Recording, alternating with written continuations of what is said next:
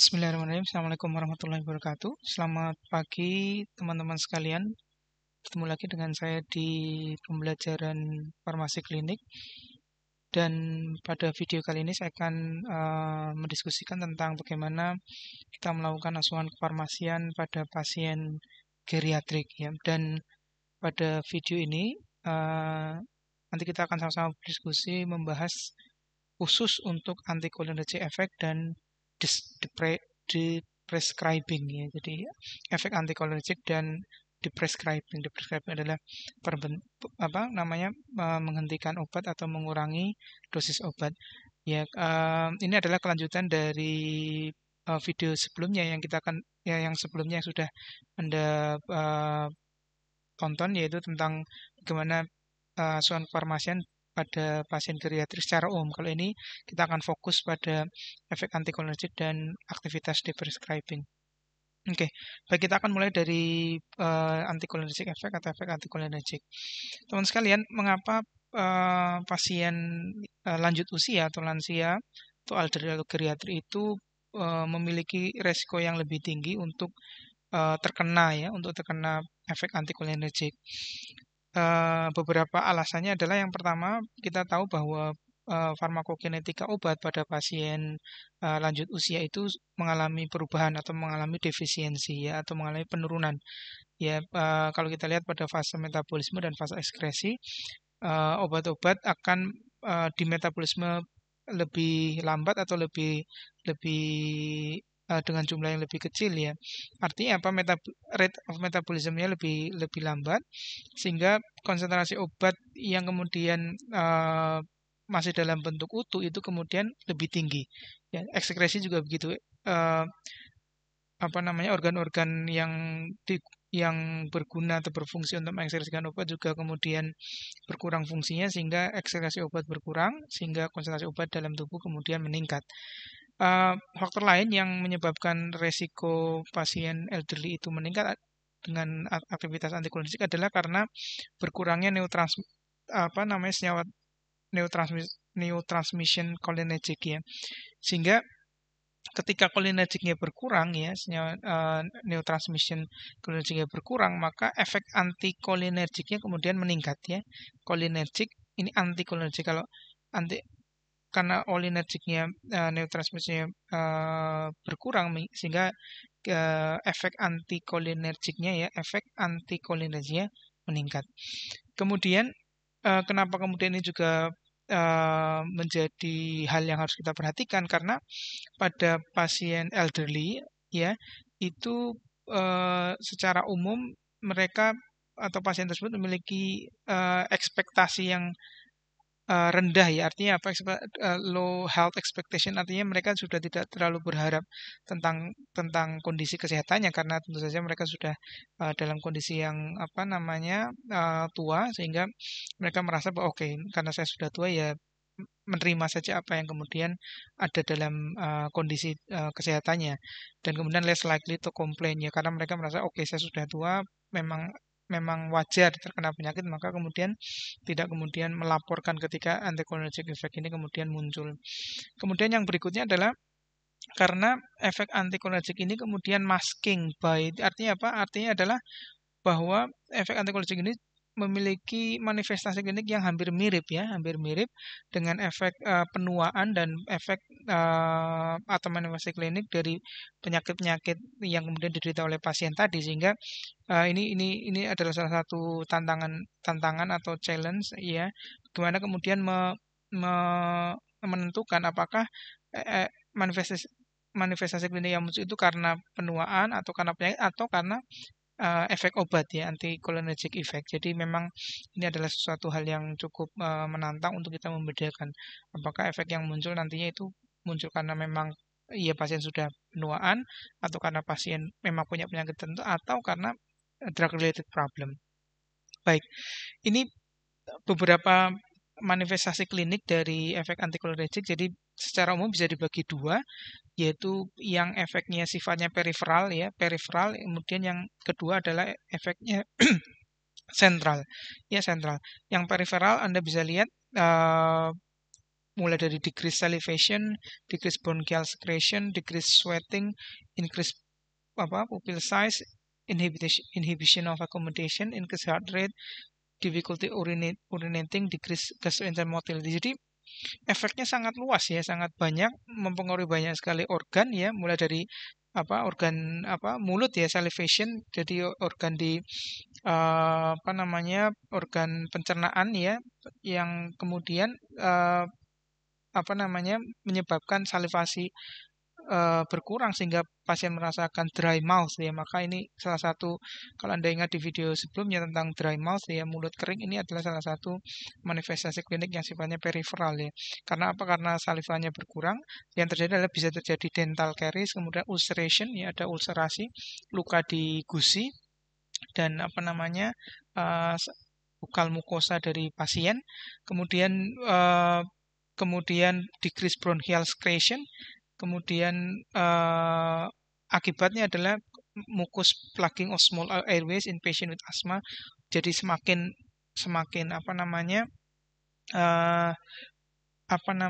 kondisi pasien yang kena asma dan bronkitis semakin parah. Kemudian decrease sweating ya, decrease sweating ya, jadi ini yang kering-kering ya, jadi salivasinya tidak mengeluarkan saliva, tidak mengeluarkan sekresi bronkial, tidak mengeluarkan, Anda lihat ya, tidak mengeluarkan keringat, sehingga suhu tubuhnya bisa, kalau dibiarkan, hipertermia. Kemudian increase pupil size ya, kemudian inhibition of accommodation sehingga pasien blurred, visionnya blurred ya. Kemudian increase heart rate ya, kemudian kencingnya berkurang ya, oke. Kering-kering ya, jadi ini yang kering ya, salivasi, kemudian bronchial secretion juga berkurang, sweating berkurang, kencing juga berkurang ya, sehingga urinary retention, bladder distension, dan juga decrease gastrointestinal motility, jadi pasien juga akan bisa terkena konstipasi. Kemudian itu yang sifatnya periferal, hal yang sifatnya sentral juga tidak kalah membuat pasien tidak nyaman ya, jadi quality of life, nanti kita akan bicara tentang quality of life. Jadi quality of life pasien akan sangat terganggu atau sangat menurun karena adanya anticholinergic effect. Ya misalnya impaired concentration, jadi konsentrasi pasien kemudian berkurang ya atau menurun, kemudian confusion, attention deficit, memory impairment. Jadi ini adalah manifestasi klinik yang sifatnya sentral akibat dari efek anticholinergic. Oke, ini papernya Anda bisa lihat di artikel ini. Anda bisa lihat lebih lanjut kalau Anda ingin lihat full papernya. Kemudian ini di paper yang lain intinya sama tapi ingin dengan cara yang berbeda ya. Jadi ini yang sifatnya mild, moderate, severe. Ya teman-teman sekalian, kalau Anda ingat di video sebelumnya, pasien awalnya mild ya. Jadi dry mouth, kemudian dibiarkan sehingga muncul kemudian pneumonia. Jadi ini yang sifatnya mild, kalau dibiarkan maka kemudian akan masuk ke fase yang lebih moderate. Kalau dibiarkan lagi maka muncul severe. Misalnya dryness of mouth ya. Maka kemudian tidak bisa tadi ya, mulut kering, kemudian bisa terjadi luka pada gusi maupun permukaan yang ada di mulut. Maka kemudian kalau dibiarkan reduce appetite ya. Jadi nafsu makannya berkurang atau bicaranya juga bermasalah, maka kemudian severe-nya bisa terjadi seperti di kasus sebelumnya, respiratory infection, karena pasien kemudian makannya berkurang, kemudian pasien menjadi lemah dan daya tahan tubuhnya berkurang sehingga malnutrisi, kemudian muncul infection ya. Kemudian yang mata ini ya, mild dilatation of pupils, inability to accommodate, maka bahayanya adalah increased risk of accident and falls. Jadi pasien akan cenderung untuk bisa mengalami injury ya, karena kecelakaan atau karena jatuh ya. Dan ini salah satu falls ya. Jatuh ini, pasien jatuh adalah salah satu hal yang sangat banyak dibahas ketika kita bicara anticholinergic effect di pasien elderly. Jadi bisa jadi pasien itu jatuh kenapa? Karena gangguan di matanya, tapi juga bisa jadi karena yang sentral tadi ya, central effect. Anda ingat tadi ya, ada central effect ya, concentration, confusion, attention deficit, memory impairment. Ini yang juga bisa pasien increase risk of falls juga. kemudian urinary hesitancy ya, pasien tidak apa namanya, kencingnya lebih sedikit ya, bisa urinary tract infection, kemudian decrease sweating juga ya, bisa head stroke ya, kemudian drowsiness ya, fatigue, mild amnesia, inability to concentrate. Ini adalah gejala-gejala yang muncul karena efek yang sifatnya sentral ya. Maka kemudian pasien yang awalnya mungkin sudah terkena demensia ya, pasien demensia, maka kemudian diperparah ya, diperparah. Jadi ini juga apa namanya, salah satu hal yang sulit tadi seperti disampaikan di slide sebelumnya, bahwa kita sulit untuk membedakan apakah itu karena efek anticholinergic atau karena eh, pas, kondisi pasien sendiri. Seperti pasien kena demensia ya. Demensia itu kan ya, sulit untuk berkonsentrasi, sulit untuk mengingat, ya memorinya hilang dan seterusnya. Tapi juga memori hilang dan seterusnya itu juga diakibatkan oleh anticholinergic effect. Jadi ini adalah salah satu hal yang tricky. Tapi kita tahu bahwa yang kita harus keep in our mind, atau kita harus ingat bahwa anticholinergic effect itu bisa memperparah, ya, memperparah kondisi yang sudah ada, ya, pasien sudah kena demensia, kemudian ditambah pasien apa namanya, menggunakan anticholinergic effect, ya, kemudian kondisi manifestasi klinik dari demensianya kemudian menjadi semakin parah.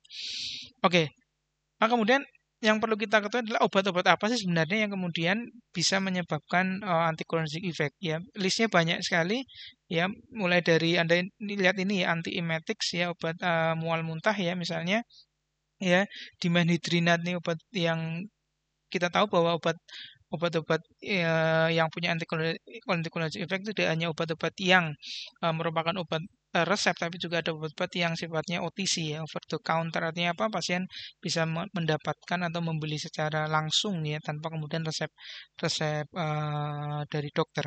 Nah, anti Parkinson, anti spasmodik ya, kemudian anti migrain, kemudian bronchodilator ya, kemudian Anda lihat ya, anti aritmia, anti diarea, ya antihistamin, ya ini antihistamin ya, terutama yang generasi awal atau generasi pertama yang kemudian punya anticholinergic effect yang apa namanya, tinggi. Ya anti ulcer, kemudian antidepresan, ya antipsikotik, ya, kemudian termasuk herbal medicine. Kemudian untuk kemudian apa istilahnya, mengantisipasi atau menilai atau men-screening mungkin ya pasien yang punya resiko terkena anticholinergic, maka beberapa peneliti membuat atau mendevelop skala ya, anticholinergic scale ya, anticholinergic scale. Supaya apa? Supaya kemudian misalnya scale ini mau digunakan di penelitian misalnya di rumah sakit, atau bukan hanya di penelitian, di apa namanya, daily practice ya, misalnya di rumah sakit bisa ada resep dokter ya, kemudian kita bisa menilai kira-kira kemungkinan ya pasien terkena anticholinergic itu sebesar apa ya, sebesar apa, maka kemudian kita bisa menggunakan anticholinergic scale ya. Ini salah satunya, ini anticholinergic scale ya, Anda bisa lihat papernya ini nama artikel dan apa namanya, jurnalnya dan apa edisinya. Jadi ini ada 3 poin, 2 poin, 1 poin ya, 3 poin. Semakin tinggi poinnya ya, semakin tinggi poinnya maka efek anticholinergicnya semakin besar. Ya, semakin tinggi poinnya maka semakin tinggi efek anticholinergic. Sehingga ketika satu pasien yang menggunakan lebih dari satu ya, lebih dari satu obat yang ada di list ini, maka dia efek anticholinergic akan akumulatif ya, akan apa namanya, akan kumulatif, akan bertambah, sehingga dia pasien tersebut akan lebih rentan ya, akan lebih rentan untuk terkena apa namanya, efek anticholinergic ya. Kemudian ini scale yang lain atau skala yang lain. Jadi ada beberapa scale yang kemudian tersedia yang kemudian kita bisa gunakan ya. Ini yang berikutnya, cumulative anticholinergic exposure associated with poor memory. Ini judul papernya ya, judul papernya. Jadi nama scale ini namanya Clinician Rated Anticholinergic Score atau CRAS. Kalau Anda ingat di video sebelumnya, saya menampilkan salah satu penelitian apa namanya, saya dan mahasiswa ya, tentang anticholinergic effect ya di Rumah Sakit Margono. Waktu itu saya menggunakan ini ya, CRAS, jadi Clinician Rated Anticholinergic Score. Prinsipnya sama seperti yang ini ya, prinsipnya sama seperti skala yang ini. Jadi semakin tinggi poinnya ya, semakin tinggi poinnya maka semakin anticholinergic effect-nya semakin tinggi ya. Maka kemudian ketika kita misalnya dapat resep gitu ya, atau pasien mendapatkan obat, maka kemudian kita bisa lihat nilai skor akhirnya berapa pasien tersebut karena punya potensi untuk terkena anticholinergic effect. Oke, maka pertanyaan besarnya adalah apa yang bisa kita lakukan ya? Apa yang bisa kita lakukan? Maka pertama adalah kita tentu saja keep in our mind ya. Kita harus benar-benar aware atau sadar atau paham bahwa anticholinergic effect adalah efek yang sangat berbahaya ya kalau dibiarkan atau tidak terdeteksi. Misalnya pasien awalnya sebenarnya mild ya, kemudian tidak terdeteksi, maka kemudian bisa sampai severe. Severe tadi misalnya mulai dari macam-macam infection, kemudian heat stroke dan seterusnya ya. Kondisinya semakin parah dan seterusnya. Maka kita harus bisa menilai dari awal kemungkinan apakah pasien tadi punya potensi ya, sekali lagi punya potensi terkena adverse drug reaction karena anticholinergic atau tidak ya. Dan kemudian yang penting juga bahwa prescribing cascade ya, seperti kita ketahui bahwa ada istilah namanya prescribing cascade. Jadi ketika ada pasien punya adverse drug reaction tertentu, kemudian kita mengobati ya gejala tersebut dengan obat yang lain, maka ini muncul prescribing cascade. Kalau kita misalnya bisa mengidentifikasi dari awal, kemudian kita melakukan sesuatu untuk mencegah terjadi anticholinergic effect, maka prescribing cascade tadi kemudian kita bisa hindari. Kemudian yang berikutnya, find out the safer alternative or reducing the dose. Nanti kita akan bahas lebih lanjut tentang ini di materi di prescribing.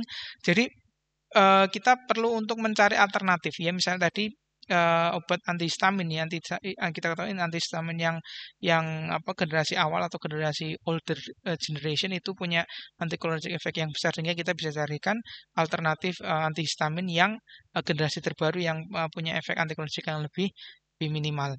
Kemudian yang tak kalah pentingnya adalah ketika kita sudah bisa menilai ya atau mengantisipasi bahwa obat-obat yang digunakan oleh pasien tadi punya efek anticholinergic, maka kita lakukan preventive measurement. Jadi kita melakukan tindakan pencegahan ya, pencegahan untuk kemudian mengurangi reduce the severity of the effect. Jadi jangan sampai pasien kemudian masuk ke moderate apalagi yang severe tadi. Misalnya untuk gejala yang dry mouth tadi ya, kalau kita bisa mengidentifikasi misalnya pasien mengeluh mulutnya kering, maka ya pasien diminta untuk banyak minum sedikit-sedikit air ya, supaya membasahi mulutnya. Kemudian ketika pasien konstipasi, kita tahu tadi yang salah satu efek anticholinergic adalah konstipasi, maka pasien diminta untuk dietnya mengandung serat yang tinggi. Kemudian misalnya pasien yang blood ada gangguan pada mata, maka misalnya eye drop untuk kemudian gangguan mata. Sehingga pengetahuan tentang anticholinergic ini sangat penting supaya kita tadi bisa kemudian mencegah ya pasien terkena kemudian sampai yang severe ya, dan kemudian mencari ya strategi untuk kemudian pasien tadi tidak sampai yang severe. Oke. Baik, yang berikutnya kita akan bicara tentang di prescribing ya, di prescribing. Apa itu di prescribing, teman-teman sekalian? Di prescribing ya, seperti namanya ya, di prescribing. Jadi prescribing itu persiapan, tapi D itu berarti kebalikannya. Jadi kalau prescribing itu kan memberikan obat baru gitu katakanlah, atau melanjutkan pengobatan yang sudah ada, maka di prescribing adalah sebaliknya, yaitu process of medication withdrawal ya. Jadi stop ya, jadi medikasinya di stop atau di withdraw, atau dosisnya yang dikurangi. Nanti kita lihat model di prescribing seperti apa. Tetapi kemudian yang tidak kalah penting dari konsep ini adalah konsep yang terstruktur ya, karena di sini dilanjutkan supervised by healthcare professional with the goal of managing polypharmacy and improving outcome. Jadi process of medication withdrawal supervised by healthcare professional, jadi tidak semata cuma berhenti saja, tapi ada proses supervisi. Kemudian goalnya adalah managing polypharmacy ya, polypharmacy. Jadi ketika pasien mendapatkan banyak sekali obat atau polypharmacy ya, kemudian tentu saja untuk improving outcome. apa yang dilakukan dalam proses di prescribing, yang dilakukan adalah comprehensively review of patient medication list. Jadi ini sebenarnya sama seperti teman-teman sekalian di konsep di prescribing itu sama seperti konsep bagaimana persiapan obat yang rasional atau penggunaan obat yang rasional. Kalau penggunaan obat rasional ya apa namanya tanda gejalanya diketahui, kemudian kondisi pasiennya diketahui, intinya risk and benefit. Nah, di prescribing ini sebenarnya sama satu bagian dari konsep tersebut, cuma kalau ini apa namanya fokusnya adalah pada pemberian obat. Jadi tidak semata pemberian obat itu sesuatu yang sifatnya reaktif ya, sifatnya reaktif artinya muncul efek reaction baru kita berhentikan, tapi ini sesuatu yang direncanakan. Kita merencanakan misalnya dengan kondisi pasien tertentu ya, kemudian pengobatannya tertentu juga.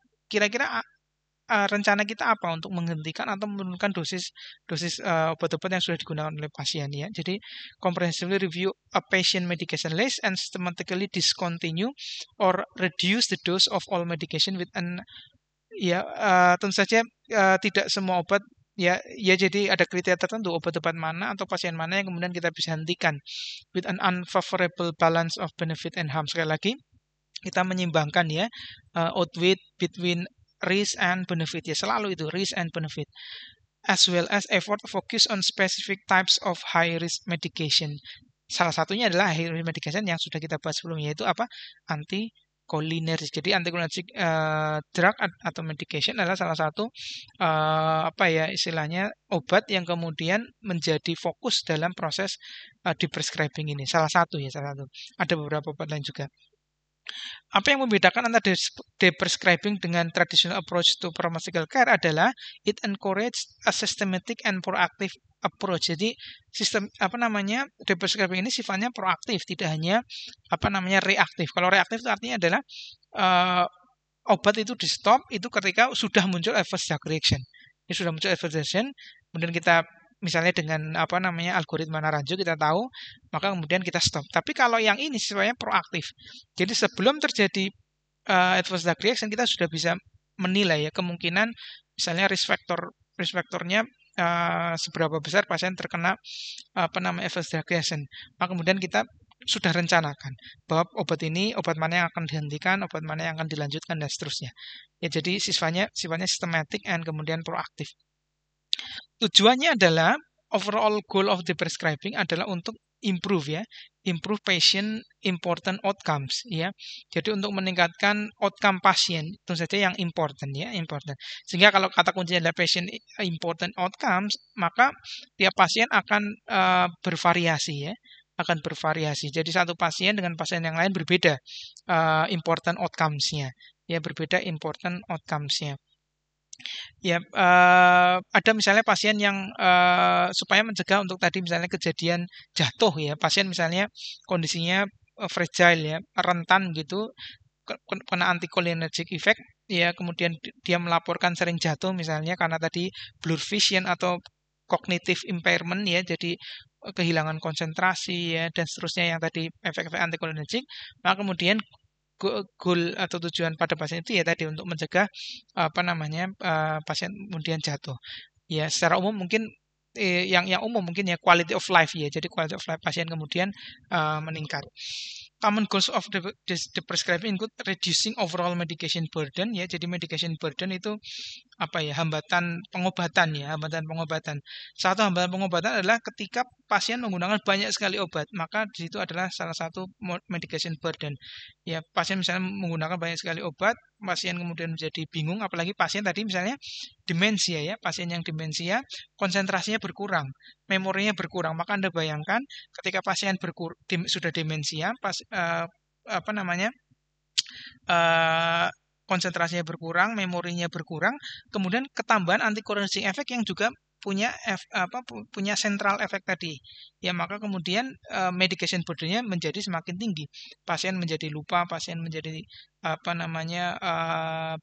bingung bagaimana menggunakan obat dan seterusnya. Akhirnya ini menjadi medication burden. Kemudian berikutnya adalah reducing the risk of specific geriatric syndrome. Ya, geriatric syndrome seperti tadi jatuh, kemudian tadi cognitive impairment ya. Jadi cognitive impairment. Jadi menurunnya apa ya, kognitif dia, kemampuan kognitif pasien. Jadi kognitif itu berkaitan dengan memori, berkaitan dengan apa namanya, konsentrasi dan seterusnya. Ya, improving global health outcomes such as hospitalization and health. Jadi di prescribing ini juga punya tujuan untuk improving global health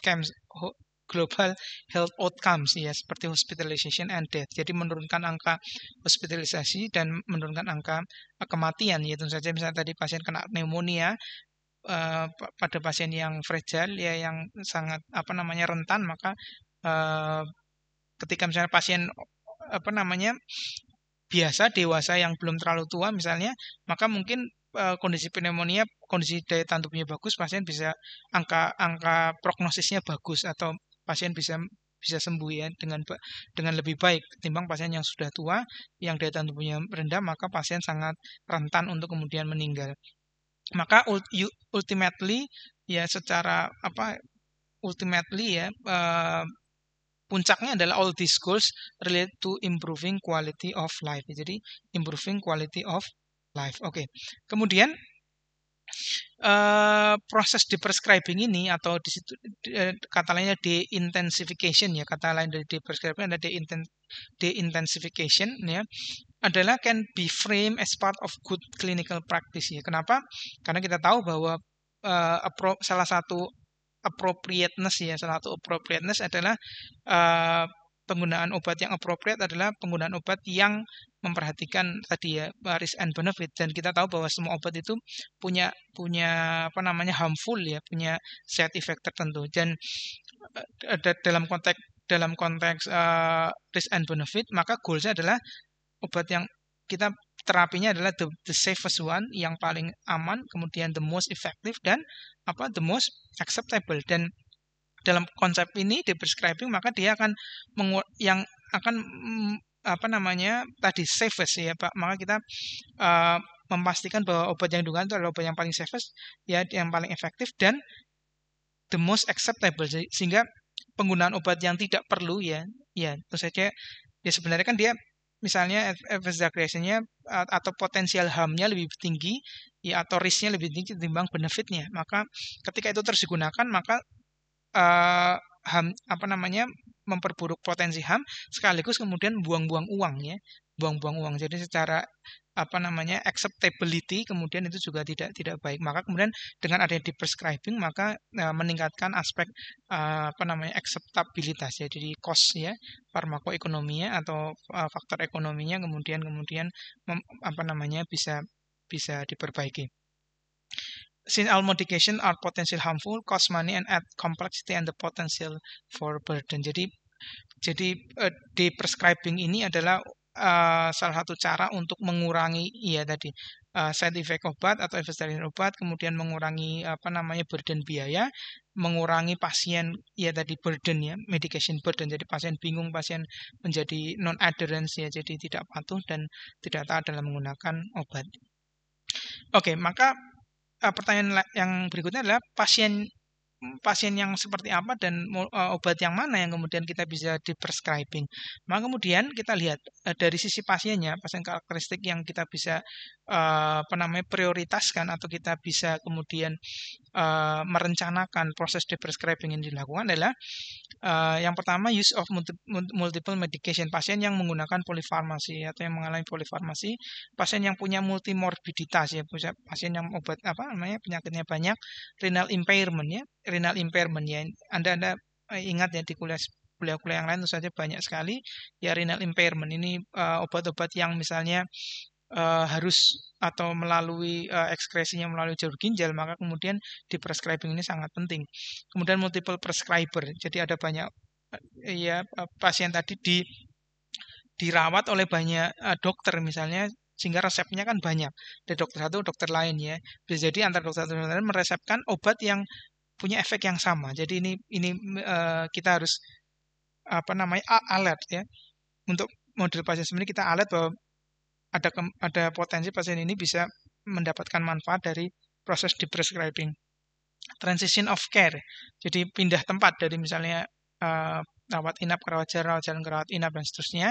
Kemudian medication non-adherence, pasien yang tadi misalnya demensia, ada kemungkinan non-adherence, dan seterusnya. Kemudian yang tidak kalah penting adalah limited life expectancy. Misalnya kita tahu bahwa pasien tadi life expectancy-nya sudah ya misalnya pasien yang sangat tua atau pasien yang kondisinya sudah barangkali tidak akan tertolong dengan kondisi-kondisi tertentu ya, misalnya penyakit tertentu yang life expectancy-nya sangat rendah, misalnya pasien kanker dan seterusnya, maka kemudian ada obat tertentu yang barangkali untuk jangka waktu yang sempit tadi, obat tadi sudah tidak memiliki benefit yang besar untuk pasien tadi. Ya, jadi kita harus lihat misalnya ada obat-obat yang benefitnya itu baru muncul ketika penggunaannya jangka waktu panjang, katakanlah 5-10 tahun ya. Ketika obat diberikan 5 atau 10 tahun maka benefitnya baru muncul. Tetapi kalau hanya sebulan 2 bulan maka benefitnya tidak akan muncul. Maka ketika kondisi pasiennya ketika misalnya life expectancy-nya sudah mepet sekali, maka obat-obat yang tadi yang benefitnya hanya muncul ketika penggunaan jangka panjang ini menjadi sudah tidak punya benefit untuk pasien tadi. Ya, maka untuk pasien tadi ya tadi mungkin obat di prescribing menjadi bermanfaat untuk pasien tadi. Kemudian kondisi pasien yang frailty ya, yang rentan, kemudian demensia, pasien yang demensia, pasien yang pikun, maka kemudian semakin banyak obat maka potensi dia untuk kemudian lupa, ya sulit mengingat dan sebagainya tinggi ya. Tadi ya burden medication burdennya tinggi maka prescribing menjadi bermanfaat untuk pasien tadi. Kemudian dari sisi obatnya, obat apa yang kemudian perlu dilakukan prescribing?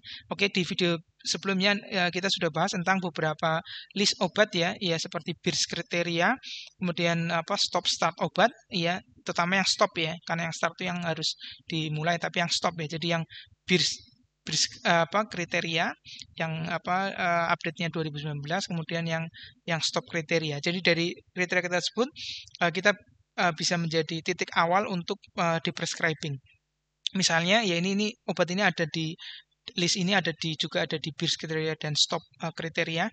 Ya misalnya obat yang sekali lagi nih ya anticholinergic medication ya, sekali lagi Anda ingat ya anticholinergic medication ini muncul di banyak tempat ya. Kemudian benzodiazepin, benzodiazepin reseptor agonis, kemudian sulfonylurea yang long acting ya, seperti apa? Seperti glibenclamid ya, glibenclamid.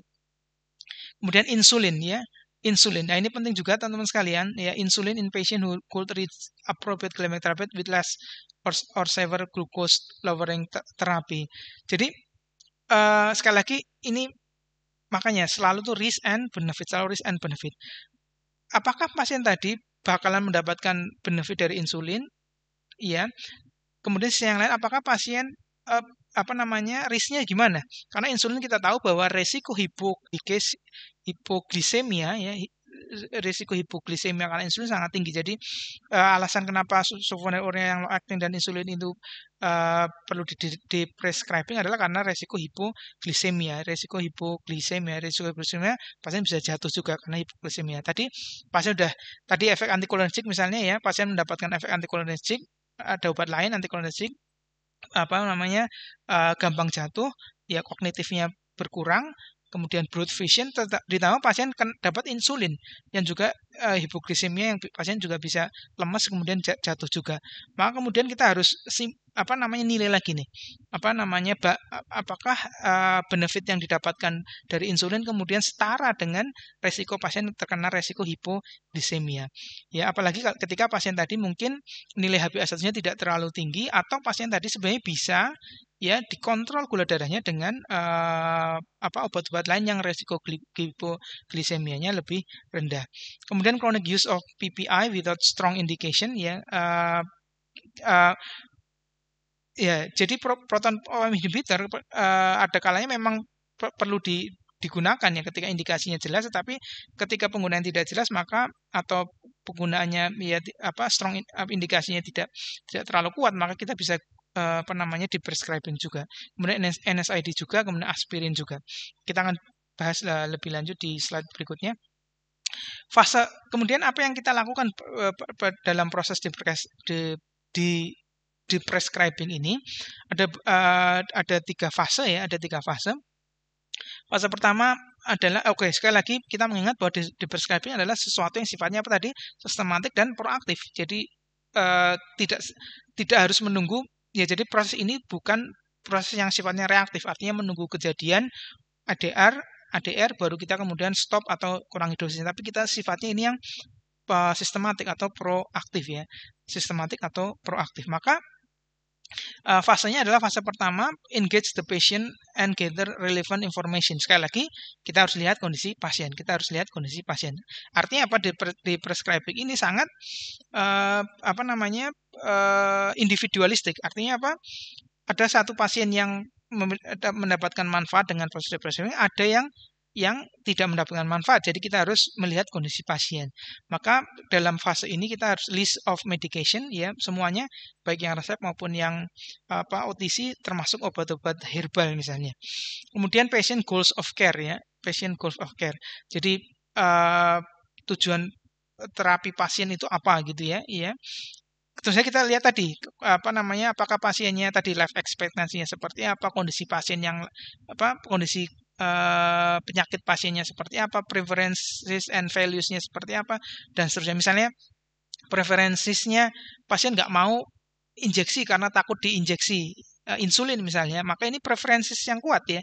Maka bisa jadi dengan preferensis ini kita bisa apa namanya, pasien yang tadinya dapat insulin atau diresepkan insulin, maka kemudian tidak, karena preferensi pasien tidak mau dikasih injeksi, maka kemudian ini kemudian tidak karena preferensi pasiennya kuat tidak mau injeksi maka atau takut injeksi, maka prescribing ini menjadi penting untuk pasien ini untuk tidak mendapatkan insulin ya. Saya tahu ada salah satu kasus Anda di praktikum layanan farmasi tentang insulin. Jadi Anda harus ingat nih apa namanya, konsep ini ya. Kita harus lihat apakah, sekali lagi, risk and benefit, bagaimana HbA1 pasien, HbA1c pasien, kemudian kita lihat preferensi dari pasien. Sehingga Anda ingat lagi konsep EBM ya, evidence based medicine. Konsep EBM adalah tidak hanya berdasarkan apa namanya evidence yang paling valid maupun yang paling baru, tetapi juga harus melihat apa yang berikutnya, pasien preference ya, atau keinginan pasien ya, keinginan pasien terhadap pengobatannya seperti apa. Kemudian yang berikutnya adalah dalam EBM itu ada 3 ya, jadi dari evidence-nya sendiri yang paling valid ya dan yang paling terbaru, kemudian yang kedua yang pasien tadi, yang ketiga adalah expertise ya, expertise atau pengalaman klinis dari clinician ya, dari dokter, apoteker atau perawat. Sehingga tiga-tiganya ini penting ya, dan dalam konsep prescribing ini maka kemudian kita bisa apa namanya, mengingat bahwa bisa istilahnya mengapresiasi kembali bahwa konsep EBM ini sangat penting ya, dan sangat relevan ya kita terapkan dalam konsep prescribing ini. Kemudian consider patient susceptibility to induce. Oke, ini berarti risk faktornya seperti apa? Ya, misalnya tadi pasien sudah kena demensia, ya pasien kemudian tadi kena dapat insulin lagi, maka tadi geriatric syndrome tadi, misalnya pasien seberapa besar pasien tadi punya potensi untuk jatuh misalnya, ya celaka apa namanya, terkena cedera karena jatuh, bahkan misalnya jatuhnya kemudian bisa menimbulkan efek yang lebih parah, maka kemudian ini harus kita nilai juga. Engage, dan yang tidak kalah penting adalah engage ya. Engage itu artinya kita sebelum melakukan prescribing kita harus juga engage the patient, karena bisa jadi teman-teman sekalian pasien itu sudah terbiasa minum obat, maka kemudian pasien sangat percaya bahwa kondisi kesehatannya itu sangat tergantung dari obat, sehingga ketika obatnya diberhentikan atau dosisnya diturunkan, mungkin pasien menjadi tidak percaya, jangan-jangan saya kondisinya memburuk ketika ketika obatnya kemudian dihentikan atau dikurangi dosisnya. Sehingga tidak kalah penting ada engage the patient ya, untuk menjelaskan bahwa di prescribing ini sebenarnya untuk kepentingan pasien ya, untuk kepentingan pasien supaya kondisinya semakin baik. Dan yang tidak kalah penting adalah other healthcare professional. Ya, kita harus sekali lagi, karena ini sifatnya proaktif, kemudian sifatnya sistematik ya, dan harusnya melibatkan semua tenaga kesehatan. Jadi misalnya kita sebagai farmasis yang kemudian diberi tugas untuk melakukan ini, maka kita harus menilai, misalnya ya, kita menilai obat-obat pasien dan kita ingin melakukan prescribe, memang kita harus menghubungi penulis resepnya dan kita menjelaskan ya, kemudian alasannya dibalik proses prescribing tadi. Kemudian yang kedua setelah fase 1 tadi, kemudian fase berikutnya adalah memilih obat apa yang kemudian kita akan prescribe. Maka dalam fase ini kita lihat medication should be evaluated for its potential to be reduced in dose or discontinued considering the balance of current and potential future benefits and harms. Sekali lagi kita pilih obat mana yang kita bisa di prescribing, baik obat itu kita stop atau kita turunkan dosisnya. Kemudian look for medication, ya kita lihat list medication yang bisa bisa kita di prescribing. Apa kriterianya? Ada kriterianya have no valid or current indication. Ya, jadi biasanya obat itu kan berulang ya, obat itu berulang-ulang. Kemudian pada satu titik belum sebenarnya obat tadi indikasinya sudah tidak ada atau indikasinya sudah membaik, maka sebenarnya obat tadi bisa di prescribing. Maka kita harus lihat lagi ya obat mana yang kemudian ya bisa kita hentikan atau turunkan dosisnya dengan kondisi pasien sekarang ya, dengan kondisi pasien yang sekarang. Kemudian obat-obat yang lain adalah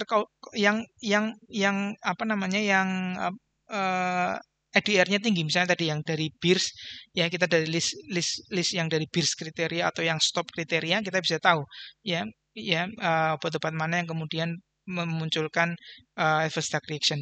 Kemudian obat yang dulunya were started as a result of prescribing cascade ya. Jadi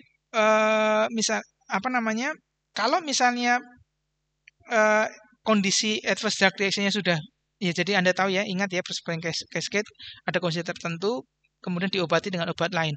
Maka ketika kondisi yang awalnya tadi sudah membaik, maka ininya juga sudah tidak perlu lagi ya. Kemudian high risk in the population, ya obat-obat yang high risk in the population, sekali lagi Anda bisa mengacu ke BIRS kriteria atau stop kriteria. Obat yang sudah ineffective, ya obat yang tidak efektif, are used for a preventive indication in patient with a life-limiting illness. Misalnya apa? Mencegah, misalnya apa? Obat ini misalnya bifosfonat ya, obat untuk osteoporosis yang itu sifatnya preventif ya, preventif. Dan sekali lagi Anda ingat di slide berikutnya saya menjelaskan bahwa obat itu benefitnya itu panjang ya.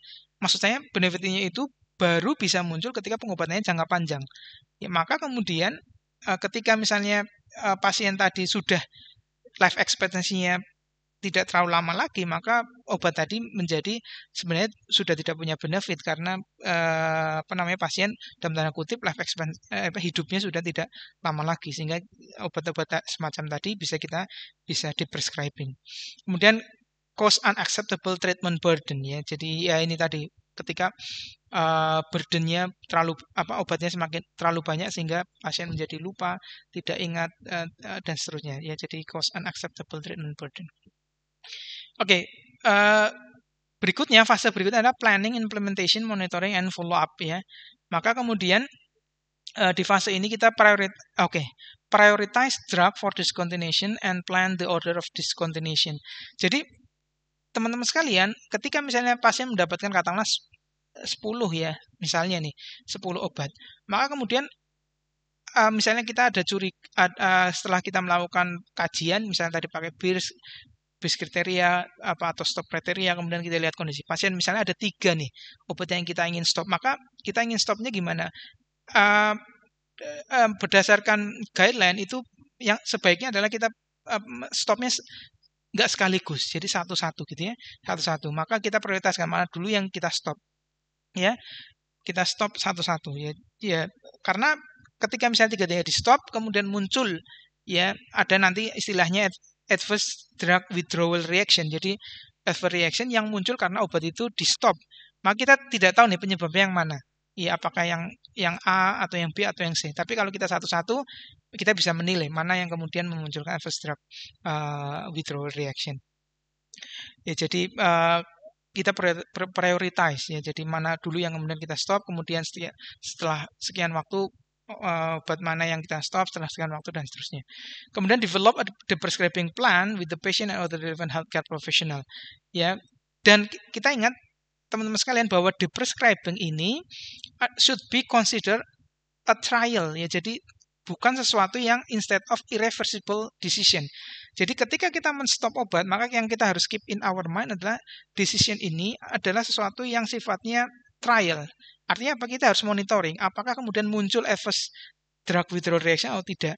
Sehingga bisa jadi ketika muncul adverse drug withdrawal reaction, maka kita mungkin bisa menggunakan obat tadi bisa diintroduce lagi atau diberikan lagi. Jadi deprescribing ini bukan yang sifatnya irreversible decision.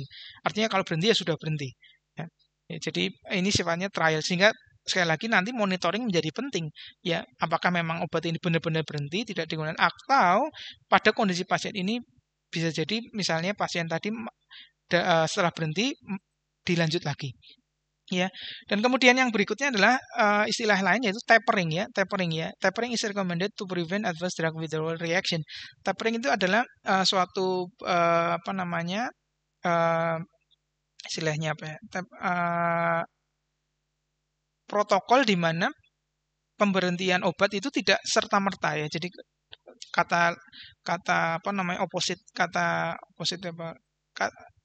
opposite kata lawan ya. Lawan kata dari tapering adalah abruptly. Jadi memberhentikan secara tiba-tiba. Kalau tapering itu tapering dose ya. Tapering dose itu artinya dosisnya diberhentikan secara perlahan-lahan. Jadi diturunkan dosisnya perlahan-lahan, tidak langsung berhenti. Ya, untuk mencegah adverse drug withdrawal reaction. Kemudian implement and monitor, ini penting sekali ya, dimonitor ya. Document the plan for the prescribing and any outcome, kemudian ensure ongoing communication with the patient and relevant healthcare professional. Jadi selalu tadi engagement, jadi kedekatan untuk kemudian mengkomunikasikan mulai dari rencana sampai kemudian monitoring, supaya pasien juga diberitahu kira-kira kemungkinan efek yang kemudian muncul apa, kemudian kalau muncul efek itu apa yang harus dilakukan, apakah harus melaporkan dan seterusnya. Ini penting untuk kemudian dilakukan. Oke, kita bicara tentang tapering dose ya misalnya. Ya ini semoga Anda sudah tahu, kalau belum tahu ya ini menjadi pembahasan kita. Ya, jadi tapering dose itu untuk to reduce the chance of adverse drug withdrawal reaction. Maka kemudian tapering dose ini dilakukan. Misalnya apa? Adverse drug withdrawal reaction adalah misalnya ketika pasien menggunakan kortikosteroid dalam jangka waktu yang panjang, ya, maka kemudian karena ada steroid yang dari luar dalam bentuk kortikosteroid yang dalam bentuk obat, maka kemudian tubuh kita itu secara natural mengkompensasinya tidak tidak memproduksi ya kortikosteroid dalam jumlah yang sama seperti ketika sebelumnya. Ya, jadi tubuh kita mengkompensasinya adalah memproduksi kortikosteroid dalam jumlah yang lebih rendah ya, karena sudah ada kortikosteroid dari luar. Ya, sehingga ketika kortikosteroid ini kemudian diberhentikan secara tiba-tiba, maka tubuh kita itu belum siap untuk mengkompensasi lagi untuk meningkatkan kortikosteroid, meningkatkan steroid dalam jumlah yang normal. Ya, maka kita harus hati-hati menurunkannya pelan-pelan, sehingga secara pelan-pelan tubuh kita juga secara pelan-pelan akan meningkatkan jumlah steroid secara normal sesuai dengan kebutuhan tubuh kita. Ya, jadi itu alasan kenapa kemudian tidak boleh berhenti secara tiba-tiba. Dan kasus kortikosteroid ini sangat banyak dibahas ya, tapering dose kortikosteroid. Anda bisa lihat di banyak tulisan tentang bagaimana tapering dose kortikosteroid. General rule of thumb ya, jadi secara umum tapering dose ini adalah to reduce the dose by 50%. Jadi separuhnya dosis misalnya 10 mg ya, maka dikurangi menjadi 5 mg ya, jadi 50%-nya atau separuhnya. Ya, every 2-4 weeks ya, jadi setiap 2 sampai 4 minggu. Katakanlah misalnya kita memutuskan tadi misalnya di prescribing dalam bentuk dosisnya dikurangi, atau misalnya di prescribing kita ingin stop obat ini, maka dalam proses tapering dose tadinya 10 mg, maka kita turunkan dulu separuhnya ya, jadi 5 mg selama 2 minggu, selama 2 atau 4 minggu, nanti 2 sampai 4 minggu berikutnya turunkan lagi separuhnya sampai kemudian pasien benar-benar free of drug ya, free of drug. Kemudian bagaimana tapering dose ini kita lakukan, kita bisa lihat available algorithm. Jadi teman-teman sekalian ada algoritma atau guideline yang sudah tersedia di banyak tempat. Ya nanti saya akan tunjukkan bagaimana proses deprescribing ini dilakukan. Ya misalnya pada benzodiazepine, proton pump inhibitor, antipsychotic, and then glucose lowering medication ya obat diabetes mellitus. Oke, ini guideline algoritma dari proses deprescribing. Anda bisa lihat di deprescribing.org ya. Saya akan tampilkan ke Anda. Ini. Anda lihat ini deprescribing.org ini dari Kanada ya. Dari Kanada dan di website ini Anda bisa lihat banyak sekali ya mulai dari pengantarnya kemudian sampai algoritmanya. Jadi ini ya misalnya proton pump inhibitor ya bagaimana kemudian melakukan deprescribing dari PPI, deprescribing dari obat DM ya, deprescribing dari antipsychotik, kemudian benzodiazepine reseptor agonis, kemudian cholinesterase inhibitor dan seterusnya. Dan ini menarik ya, Anda lihat ini ya, yang buat farmasis ya farmasis dan tentu saja kolaborasi dengan tenaga kesehatan yang lain ya, berkolaborasi dengan tenaga kesehatan yang lain. Misalnya, ini misalnya bagaimana proses deprescribing pada obat antihiperglikemik ya, antihiperglikemik. Algoritmanya ya. Jadi algoritmanya di sini ada algoritmanya. Saya mungkin singkat saja ya. Jadi Anda bisa baca nanti ya. Jadi kalau Anda tahu ya algoritmanya ya tentu saja ya. Jadi kita menilai kondisi pasien bisa nggak di prescribing, kalau bisa apa yang harus dilakukan dan seterusnya ya. Jadi seperti ini, reduce dose, switch to an agent, misalnya obat-obat yang proses potensi hipogliksemia besar, misalnya sulfonylurea, kemudian insulin, maka kita bisa ganti misalnya insulin sulfonylurea diganti yang dari long acting menjadi short acting dan seterusnya.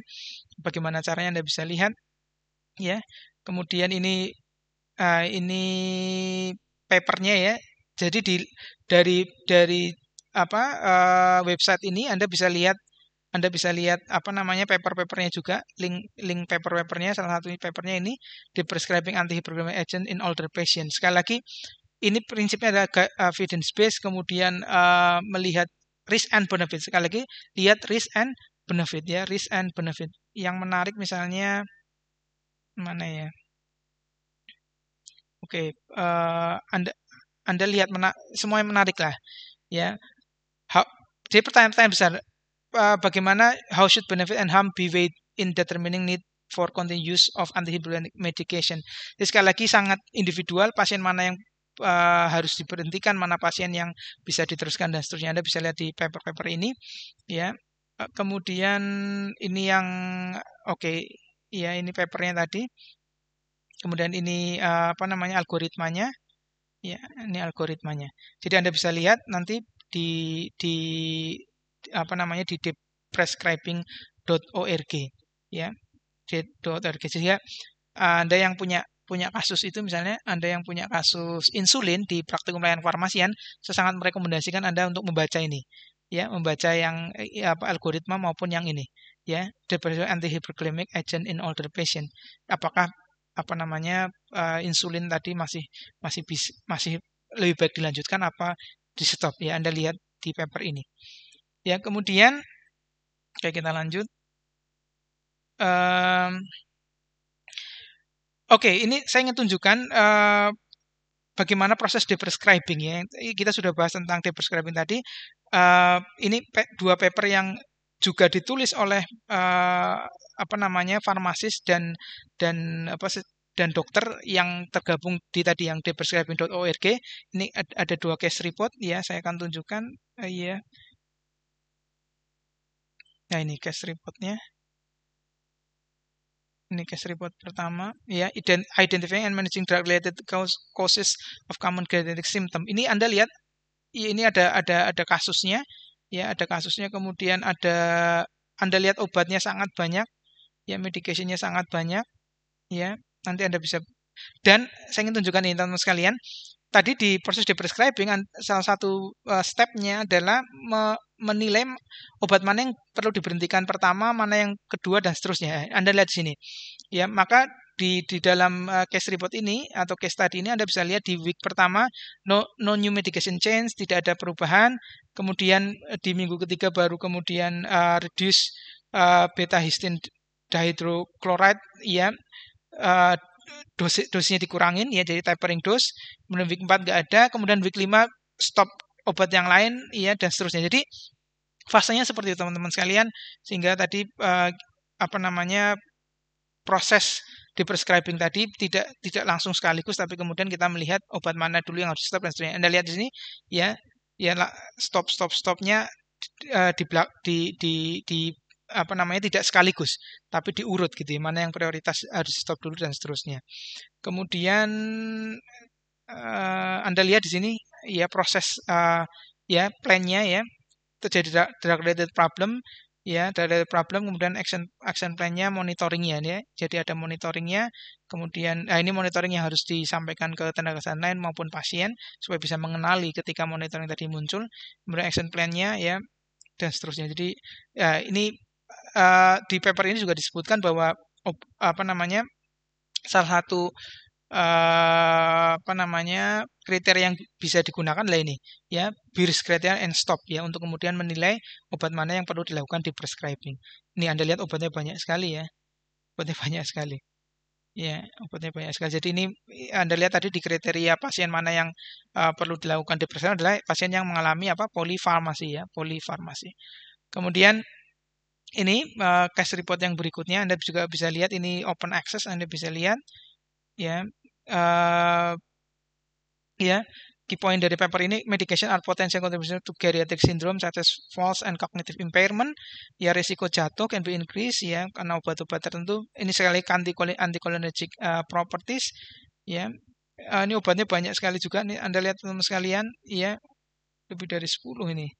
Ya, dan ini assessment tadi, Anda ingat tadi di fase-fase di prescribing itu ada fase-fasenya, ya, fase 1, ya, mulai dari mengenali kondisi pasien, list medication, kemudian menentukan obat mana yang mau di prescribing, kemudian kita lakukan actionnya. Ya, jadi ini di case study ini Anda bisa lihat bentuk nyata bagaimana fase-fase di prescribing itu dilakukan. Ya, jadi potensial drug related problem, kemudian action plan-nya, ya, yang ada yang immediate, ada yang ya, tadi mana yang harus dilakukan di prescribing sekarang, ada yang mana yang bisa di fase selanjutnya, di waktu yang berikutnya. Misalnya yang immediate itu nitroglycerin stop, tapi 1 week later kita tapering acebutolol dan seterusnya. Jadi Anda bisa lihat di paper ini bagus sekali. Ya, dan ini adalah nih Anda lihat di sini teman-teman sekalian, ini gambaran bagaimana kemudian pasien menggunakan obat ini, ya, acebutolol, amlodipine, nitroglycerin, quinapridine dan seterusnya. Maka ini obat yang digunakan pasien karena cardiovascular medication. Ini pasien yang juga punya CNS depression medication, ya, antidepresan. Ini obat-obatnya. Maka kemudian ada anticholinergic load, ya, anticholinergic load. Jadi obat-obat ini memiliki, ya, efek anticholinergic, ya, efek anticholinergic. Sehingga ketika pasien punya efek anticholinergic dari obat-obat yang digunakan, maka muncul konstipasi, kemudian pasien harus menggunakan multiple laxatif. Ini prescribing cascade. Kemudian anticholinergic juga menyebabkan pasien tadi efek yang sifatnya sentral, ya, loss of balance and jatuh. Kemudian cognitive impairment and excessive sedation. Ya, maka kemudian ya, ini kemudian pasien harus menggunakan CNS depression medication. Jadi sekali lagi ini prescription cascade-nya banyak sekali. Ya, diagnosis of dementia and initiation of galantamine. Ya, jadi ini bagaimana kemudian obat interplay, ya, jadi saling berhubungan satu dengan lain, muncul kondisi baru, diobati dengan obat lain, muncul kondisi yang lain dan seterusnya. Jadi kenapa kemudian konsep di prescribing menjadi penting, ya, dan di prescribing ini sekali lagi tidak hanya sifatnya tadi reaktif, tapi juga harus direncanakan. Ya, Anda bisa lihat di paper ini. Oke. Baik. Oke, ini Baik, ini slide favorit kita bersama. Jadi teman-teman sekalian, sekali lagi ini penting sekali untuk kita pahami tentang anticholinergic effect dan tadi di prescribing, karena eh, oke, kita mungkin sudah sering mendapatkan bahasan tentang apa namanya bagaimana penggunaan obat yang tepat dan seterusnya. Tapi bagaimana menyetop atau memberhentikan obat secara sistematik juga barangkali mungkin belum pernah Anda apa namanya dapatkan. Jadi ini di video ini saya mencoba kemudian membangkitkan apa ya kesadaran kita bersama bahwa ternyata dalam proses menghentikan obat itu juga merupakan proses yang tidak sederhana, ya, bukan proses yang sederhana dan memerlukan banyak sekali pertimbangan, ya, sekali lagi pertimbangan risk and benefit, ya, sekali lagi risk and benefit. Jadi kita sudah tahu tentang apa misalnya list obat yang berdasarkan BIRS maupun stop kriteria, kemudian kita lihat kondisi pasien, kita lihat risk and benefitnya, pasien mana yang kemudian misalnya burdennya banyak tadi, ya, risk factor tadi banyak, ya, yang kemudian deprescribing ini menjadi justru menjadi benefit, ya, atau menjadi apa lebih tinggi manfaatnya bagi pasien. Oke. Baik, begitu yang bisa saya sampaikan teman sekalian. Semoga bermanfaat atas apa namanya materi yang kita bahas ini. Dan jika ada kesalahan, saya mohon maaf yang sebesar-besarnya. Saya tutup. Assalamualaikum warahmatullahi wabarakatuh.